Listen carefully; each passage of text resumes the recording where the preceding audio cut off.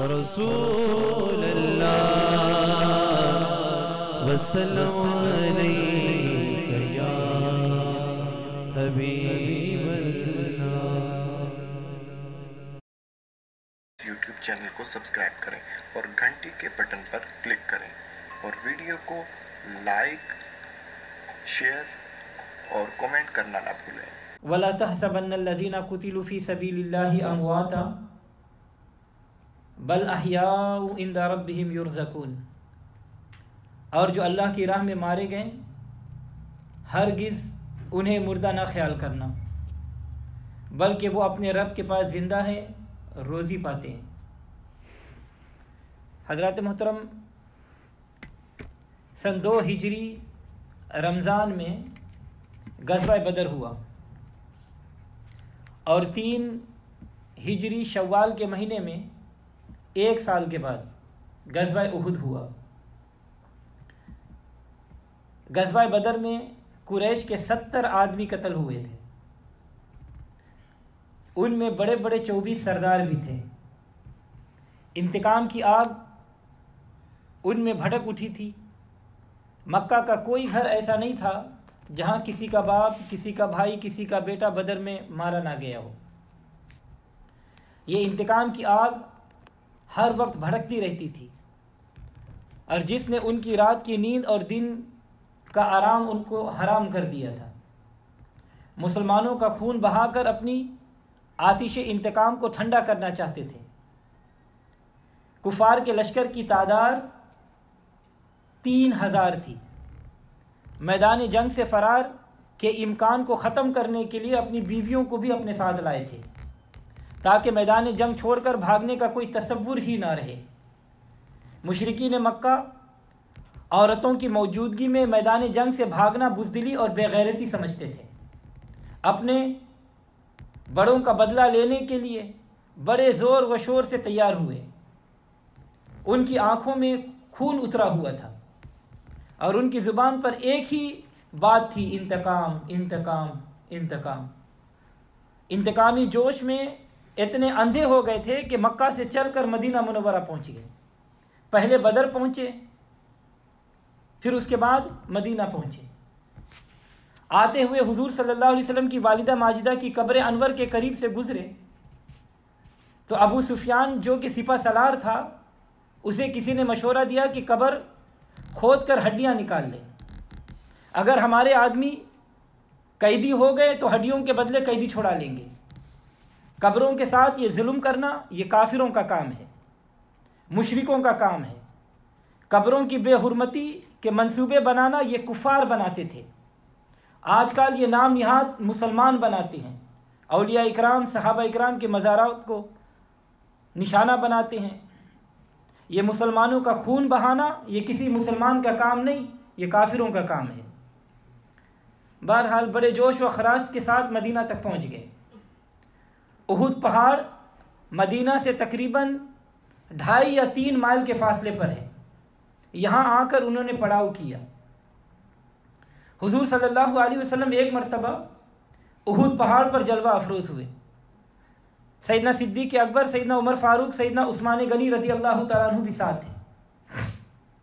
مولانا روم رحمۃ اللہ علیہ فرماتے ہیں کہ جب حضور صلی اللہ علیہ وسلم احد پہاڑ پر جلوہ افروز ہوئے، پہاڑ نے رقص کرنا شروع کر دیا، ہلنا شروع کر دیا، وجد کرنا شروع کر دیا۔ پہاڑ کو شعور مل گیا۔ حضور صلی اللہ علیہ وسلم کی نالین جب پہاڑ کی چوٹی پر پہنچی تو پہاڑ کا دماغ عرش تک پہنچ گیا۔ پہاڑ اپنی قسمت پر ناز کر رہا تھا۔ پہاڑ جان گیا تھا کہ معراج کا دلہا، نبیوں کا امام مجھ پر جلوہ افروز ہے۔ پہاڑ جھوم رہا ہے، محبت کا اظہار کر رہا ہے۔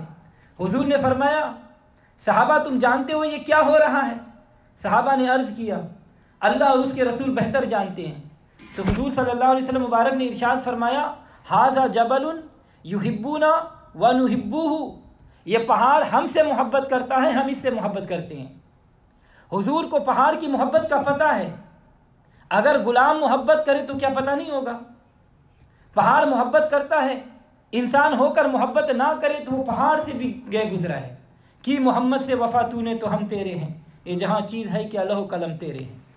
آپ صلی اللہ علیہ وسلم مبارک نے فرمایا ھذا جبل یحبونا ونحبوہ، یہ پہاڑ ہم سے محبت کرتا ہے، ہم اس سے محبت کرتے ہیں، یہ پہاڑ جنتی پہاڑ ہے، اس سے جنت کی خوشبو آتی ہے۔ احد پہاڑ جھوم رہا ہے۔ آپ صلی اللہ علیہ وسلم مبارک نے اپنے پاؤں مبارک پہاڑ پر ماری اور فرمایا اسکن علیک النبی والصدیق والشہیدان، اے پہاڑ تو بڑا خوش نصیب ہے کہ تجھ پر اللہ کا نبی ہے جو تمام نبیوں کا سردار ہے، تجھ پر نبی کے ساتھی صدیق اکبر ہے جو با وفا ہے، اور تجھ پر دو شہیدان ہیں، دو شہید ہیں فاروق اور عثمان۔ حضرت ابو بکر، حضرت عمر، حضرت عثمان غنی رضی اللہ تعالی عنہم اجمعین کا انجام کا اعلان حضور نے کیا ہے۔ صدیق جس نے کبھی جھوٹ نہیں بولا، شہید جس کا خاتمہ ایمان پر ہو، جو صدیق کے ایمان میں کسی قسم کا شک کرے وہ بھی بے ایمان، اور جو شہید کے ایمان میں شک کرے وہ بھی بے ایماندار ایمان سے خارج ہے۔ جن سے حضور محبت کرتے ہیں تم بھی ان سے محبت کرو، جن کے ایمان کی گواہی حضور دیتے ہیں تم بھی ان کی ایمان کی گواہی دو۔ تو کفار مکہ کا یہ لشکر 3000 پر مشتمل تھا، 700 زیرہ پوش، 200 گھڑ سوار، 3000 اونٹ مدینہ پر حملہ کرنے کے لیے روانہ ہوئے۔ بڑے بڑے سرداروں کی عورتوں بھی ساتھ میں تھی، جو دف بجاتی تھی، مرثیہ گاتی تھی، آہ و فغان کرتی تھی، لوگوں کو بھی رلاتی تھی، خود بھی روتی تھی، لوگوں میں جوش انتقام تاکہ پیدا ہو جائے۔ حضور صلی اللہ علیہ وسلم مبارک نے جنگ سے پہلے ایک خواب دیکھا، صحابہ اکرام کے سامنے اسے بیان فرمایا۔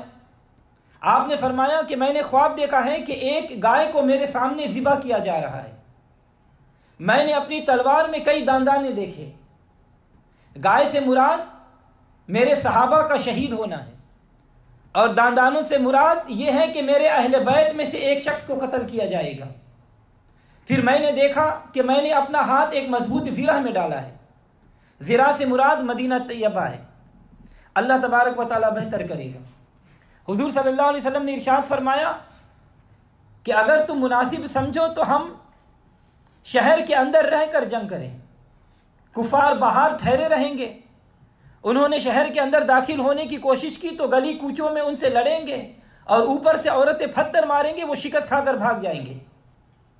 عبداللہ ابن ابی نے بھی اس مشورے کو پسند کیا اور کہا کہ ہم شہر کے اندر رہ کر لڑیں گے، لیکن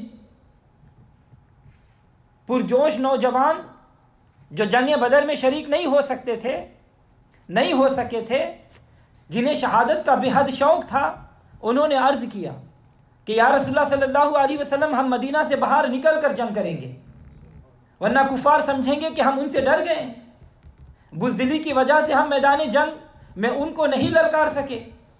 حضور صلی اللہ علیہ وسلم نے جب ان کے جوش ایمان، شوق شہادت کو دیکھا تو فرمایا کہ ٹھیک ہے، ہم مدینہ طیبہ سے باہر جا کر جنگ کریں گے۔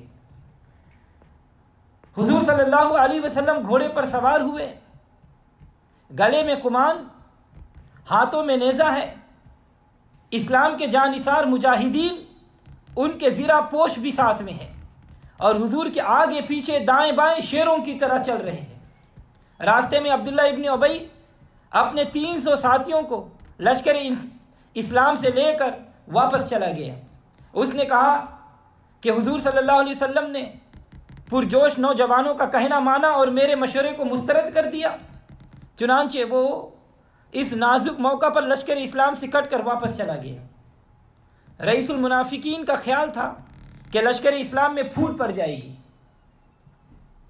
باقی لوگ بھاگ جائیں گے، لیکن شمع رسالت کے پروانے ڈٹے رہے، جانثاری کے جذبے کا اظہار کرتے رہے۔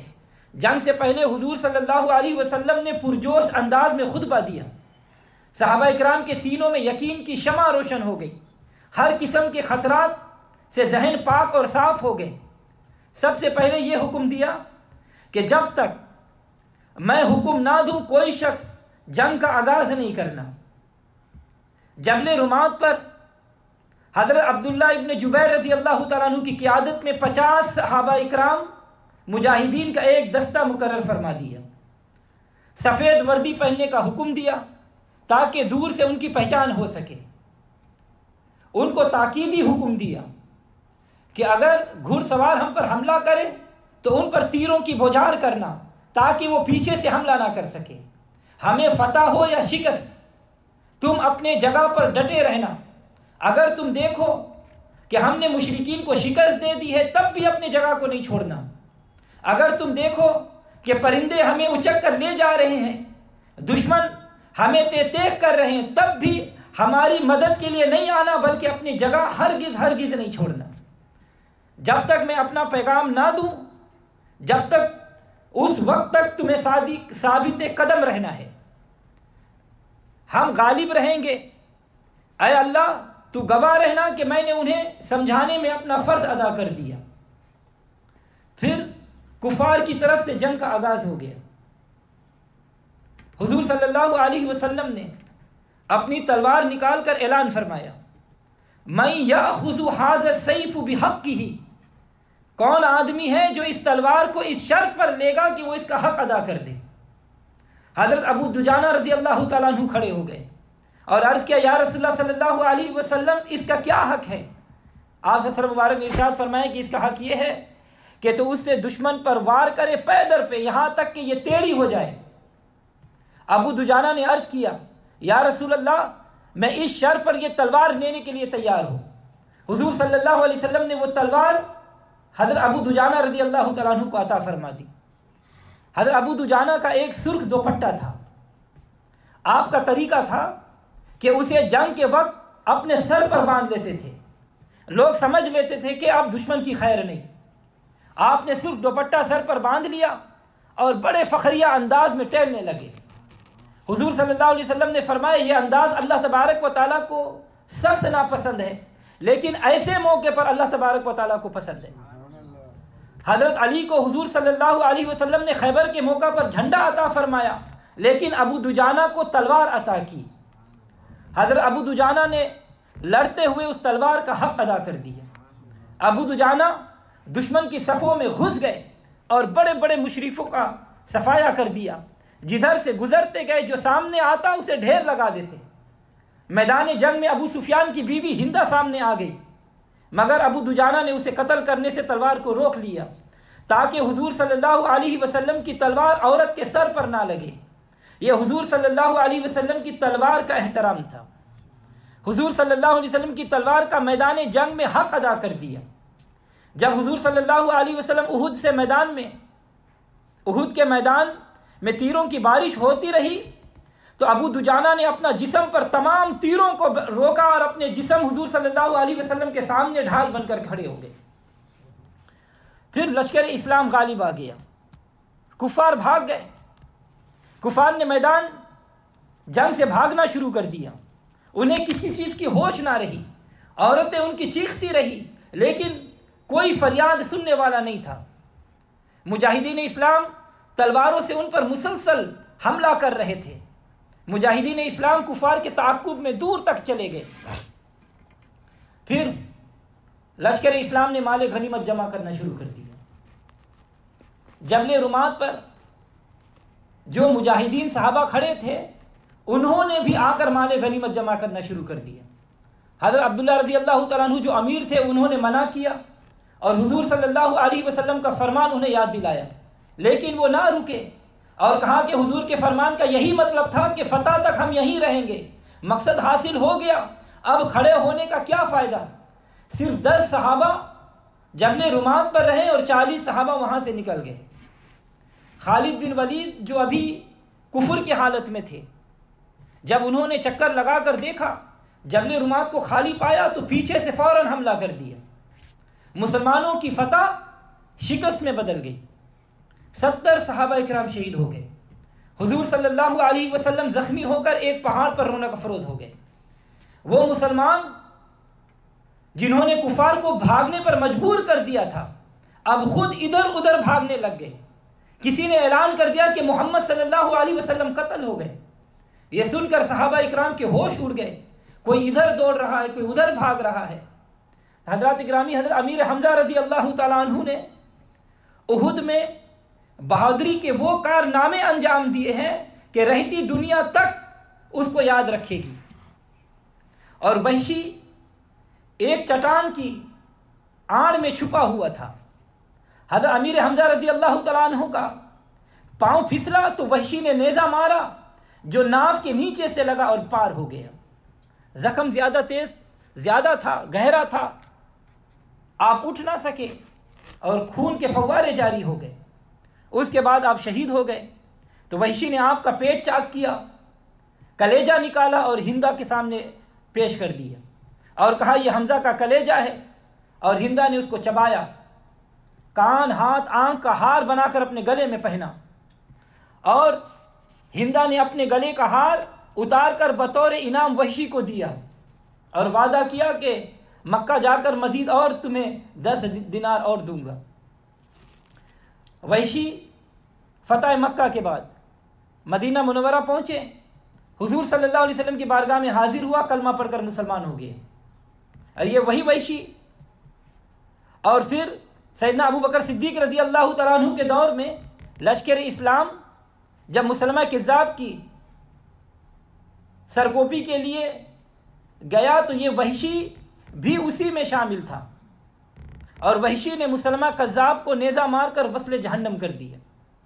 اور وحشی یہ کہا کرتے تھے کہ اگر میں نے حالت کفر میں سب سے بڑے بہتر آدمی کو شہید کیا ہے تو مسلمان ہونے کے بعد سب سے بڑے دشمن اسلام کو قتل کیا ہے۔ مجھے امید ہے کہ اللہ تعالیٰ اس کے بدلے میں کل قیامت کے دن امیر حمزہ مجھ سے راضی ہو جائیں گے۔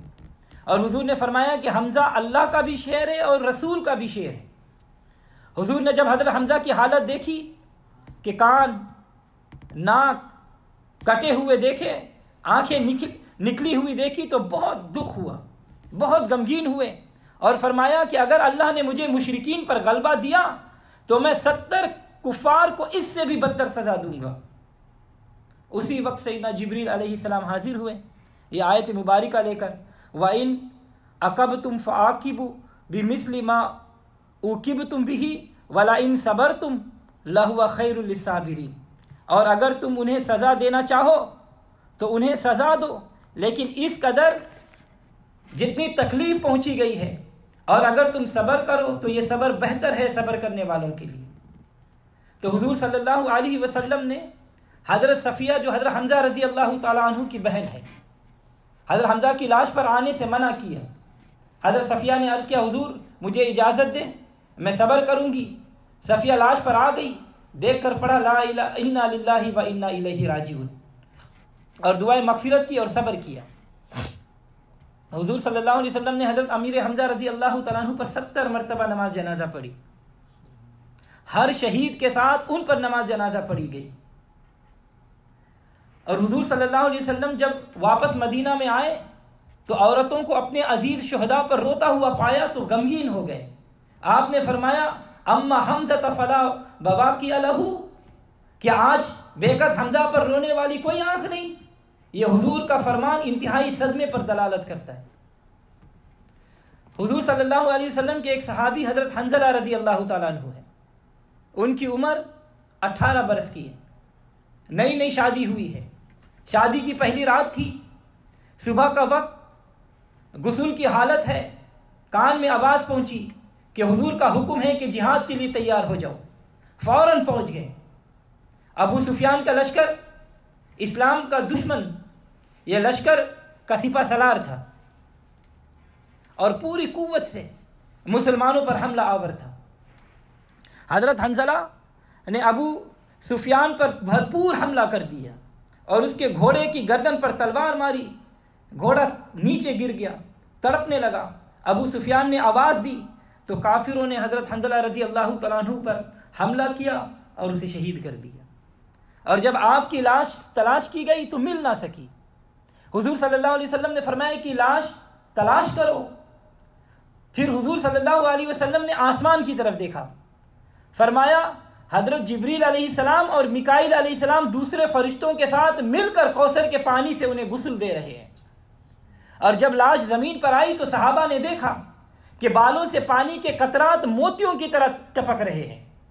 یہ ایک عجیب و غریب واقعہ پیش آیا کہ شہیدوں کو تو غسل نہیں دیا جاتا، بغیر غسل کے دفن کیا جاتا ہے، تو فرشتوں نے حضرت حنظلہ کو غسل کیوں دیا؟ حضور صلی اللہ علیہ وسلم نے ان کی بیوہ جن کا نام جمیلہ تھا اور یہ عبداللہ ابن ابی کی بہن تھی، ان کو بلایا، ان سے پوچھا تو انہوں نے کہا کہ حضور ان کو غسل کی حاجت تھی، صبح کو جہاد کا اعلان ہو گیا، یہ فوراً حاضر ہو گئے، تاخیر گوارا نہ کی، غسل نہ کر سکے۔ حضور نے فرمایا اسی وجہ سے فرشتوں نے انہیں غسل دیا ہے۔ اس دن سے ان کا لقب مشہور ہو گیا حنظلہ غسیل الملائکہ۔ اور آپ کی بیوی بتاتی ہے کہ اس رات میں نے خواب میں دیکھا کہ آسمان کھل گیا ہے اور حنظلہ اس میں داخل ہو گئے، پھر آسمان کا دروازہ بند کر دیا گیا ہے، میں سمجھ گئی کہ حنظلہ شہید ہو جائیں گے۔ شہادت سے ڈرا سکتا نہیں تو مرد مومن کو، شہادت سے ڈرا سکتا نہیں تو مرد مومن کو، کہ مومن ڈھونڈنے آتا ہے دنیا میں اسی دن کو۔ اور فرشتوں سے بہتر ہے انسان بننا، فرشتوں سے بہتر ہے انسان بننا، مگر اس میں ہوتی ہے محنت بہت زیادہ۔ تو حضرات گرامی، مشرکین مکہ نے حضور صلی اللہ علیہ وسلم کو ہر طرف چاروں طرف سے گھیر لیا، تیروں اور تلواروں کی بارش شروع کر دی، پتھر بھی مارے جا رہے ہیں، اور آپ صلی اللہ علیہ وسلم کے سامنے والے داندان مبارک شہید ہو گئے۔ حضرت سعد ابن وقاص نے حضور کو حملوں سے بچانے کے لیے جان نثار کر دی۔ حضرت سعد تیر چلاتے اور دعا کرتے کہ اے اللہ یہ تیرا تیر ہے، اسے اپنے دشمن کے سینے پر پیوست کر۔ حضور دعا سن کر فرماتے اے اللہ سعد کی دعا قبول فرما۔ حضرت سعد تیرا تیر نشانہ پر لگے، اور حضور صلی اللہ علیہ وسلم نے فرمایا سعد فدا کا ابی و امی، کہ اے سعد میرے ماں باپ تجھ پر فدا ہو جائے۔ تو حضرات گرامی، اندازہ شجاعت کو دیکھا، بہادری کو دیکھا، ایسا اعزاز عطا کیا کہ کسی اور کو نہیں ملا۔ حضور نے فرمایا کہ سعد ایک اور تیر پھینک، میرا ماں باپ تجھ پہ قربان ہو جائے۔ اور تاریخ صحابیت میں یہ اعزاز حضور نے صرف حضرت سعد رضی اللہ تعالیٰ عنہ کو دیا ہے۔ ساری امت کہتی ہے آقا میرے ماں باپ آپ پہ قربان ہو جائے، حضور نے حضرت سعد کو کہا کہ تجھ پر میرے ماں باپ قربان ہو جائے، اور 1000 تیر حضرت سعد رضی اللہ تعالیٰ عنہ نے دشمن پر برسائے۔ سعد تیری اس بہادری کی عظمت کو سلام، تیرے پاکیزہ جذبے کو سلام۔ حضور نے دعا کی کہ اے اللہ کہ سعد کو مقبول الدعا بنا دے، مستجاب الدعا بنا دے۔ چنانچہ آپ ایسے مقبول الدعا تھے کہ صحابہ اکرام آپ سے دعا کرانے کے لیے آپ کے پاس آتے تھے۔ اور اسی جنگ میں ابی بن خلف کافر تھا، اور اس کے پاس ایک قیمتی گھوڑا تھا، اور اس نے قسم کھائی کہ اس گھوڑے پر سوار ہو کر میں محمد کو قتل کروں گا، معاذ اللہ۔ حضور صلی اللہ علیہ وسلم نے سنا تو ارشاد فرمایا کہ انشاءاللہ میں خود اسے قتل کروں گا۔ جنگ احد میں وہ بھی شریک تھا، اور اپنے گھوڑے کو رقص کراتا ہوا بڑھ رہا تھا۔ صحابہ اکرام نے آگے بڑھ کر اس کے راستے کو روکا، لیکن حضور صلی اللہ علیہ وسلم نے ارشاد فرمایا کہ میرے غلاموں اسے چھوڑ دو، اس کو آنے دو، اس کا راستہ نہ روکو، اس کو آنے دو، اس نے مجھے للکارا ہے، میں ہی اس کو قتل کروں گا۔ اور جب حضور صلی اللہ علیہ وسلم نے اسے دیکھا تو فرمایا کہ اے کذاب اب کیوں بھاگتا ہے، اب مجھ سے بھاگ کر کدھر جاؤ گے؟ آپ صلی اللہ علیہ وسلم نے نیزہ لیا اور اس کی گردن پر جبو دیا۔ جیسے ہی نیزہ اس کو لگا اس کے ہوش اڑ گئے، وہ گھوڑے سے نیچے گر گیا، اس طرح آواز نکالنے لگا جس طرح بیل آواز نکالتا ہے۔ واپس بھاگا اور اپنے قوم کو کہنے لگا کہ محمد نے مجھے قتل کر دیا۔ لوگوں نے کہا کہ یہ تو معمولی سی خراش آئی ہے، یہ تو ٹھیک ہو جائے گا۔ وہ چیخ و پکار کر رہا تھا، اس نے کہا کہ لات و عزا کی قسم، جو چوٹ مجھے لگی ہے، جو درد مجھے ہو رہی ہے، اس کو اور کوئی نہیں سمجھ سکتا۔ اگر اس درد کو قبیلہ مضر اور ربیہ میں تقسیم کر دیا جائے تو سب ہلاک ہو جائیں گے، سب تباہ ہو جائیں گے۔ اور پھر وہ زمین پر ایڑیاں رگڑ رگڑ کر وہ ہلاک ہو گیا۔ تو سب سے بڑا بدبخت وہ ہے جو نبی کو قتل کرے یا جس کو نبی قتل کرے۔ اور اسی جنگ میں حضرت انس بن نضر رضی اللہ تعالیٰ عنہ لڑتے لڑتے آگے نکل گئے، دیکھا کہ کچھ لوگوں نے ہتھیار پھینک دیے ہیں۔ انس بن نضر نے پوچھا کہ یہاں تم کیا کر رہے ہو؟ حضور کا کچھ پتہ نہیں چل رہا۔ لوگوں نے کہا کہ اب لڑ کر کیا کریں گے، کہ جس کے لیے ہم لڑتے تھے وہی نہیں رہے، ہم نے سنا ہے کہ حضور شہید ہو گئے ہیں۔ انس بن نضر یہ سن کر تڑپ گئے اور فرمایا کہ ہم اس کے بعد زندہ رہ کر کیا کریں گے۔ یہ کہہ کر وہ لشکر کفر پر حملہ ہوا اور جام شہادت نوش کیا۔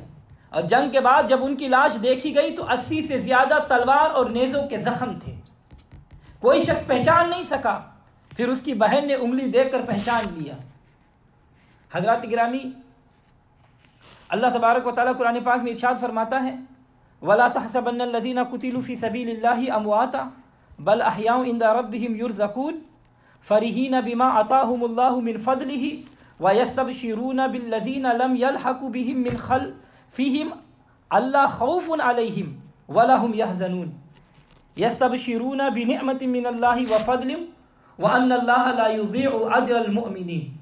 اور جو اللہ کی راہ میں مارے گئے ہرگز انہیں مردہ خیال نہ کرنا، بلکہ وہ اپنے رب کے پاس زندہ ہے، روزی پاتے ہیں، شاد ہیں اس پر جو اللہ نے انہیں اپنے فضل سے دیا، اور وہ خوشیاں منا رہے ہیں اپنے پچھلوں کی جو ابھی ان سے نہ ملے، اور ان پر نہ کچھ اندیشہ ہے اور نہ کچھ غم، خوشیاں مناتے ہیں اللہ کی نعمت اور فضل کی، اور یہ اللہ ضائع نہیں کرتا اجر مسلمانوں کا۔ تو قرآن کریم کی آیت مبارکہ اس وقت شہدائے احد کے لیے نازل ہوئی، اور اس میں 70 صحابہ اکرام شہید ہوئے، اور ان میں سے 4 صحابہ مہاجرین تھے اور 66 صحابہ انصاری صحابہ تھے۔ حضور صلی اللہ علیہ وسلم نے فرمایا کہ اللہ تعالیٰ کی طرف سے شہید کے لیے 5 فضیلتیں ہیں۔ پہلا، جب اس کے خون کا قطرہ زمین پر گرتا ہے تو اس کے سارے گناہ معاف کر دیے جاتے ہیں، اس وقت جنت میں اس کو اپنی جگہ دکھا دی جاتی ہے۔ اور دوسرا، اسے عذاب قبر سے نجات دی جاتی ہے۔ تیسرا، روز قیامت کی بڑی گھبراہٹ سے اسے چھٹکارا مل جاتا ہے۔ اور چوتھا، اس کے سر کا وقار کا تاج انہیں سجایا جاتا ہے، اور اس تاج کا ایک یاقوت دنیا و ما فیہا سے زیادہ قیمتی ہوتا ہے۔ اور پانچواں، اسے اپنے 70 قریبی رشتہ داروں کی شفاعت کرنے کی اجازت دی جاتی ہے۔ ترمذی شریف کی حدیث میں، مسلم شریف کی حدیث میں حضور صلی اللہ علیہ وسلم مبارک نے ارشاد فرمایا کہ اللہ تعالیٰ کی راہ میں قتل کیا جانا قرض کے علاوہ ہر گناہ کو مٹا دیتا ہے۔ اور ابو داؤد شریف کی حدیث میں حضور صلی اللہ علیہ وسلم نے فرمایا کہ اپنی جان و مال اور زبانوں کے ذریعے مشرکین سے جہاد کرو۔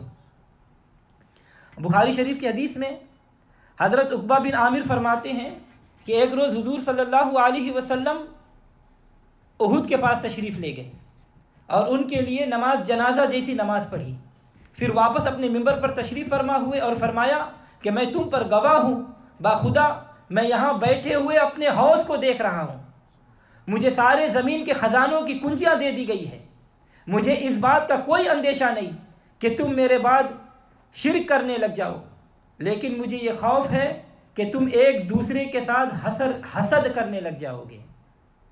حضور صلی اللہ علیہ وسلم شہدائے احد کے مزارات پر تشریف لے جاتے تھے اور ان کے لیے دعائے مغفرت کی دعا فرماتے تھے۔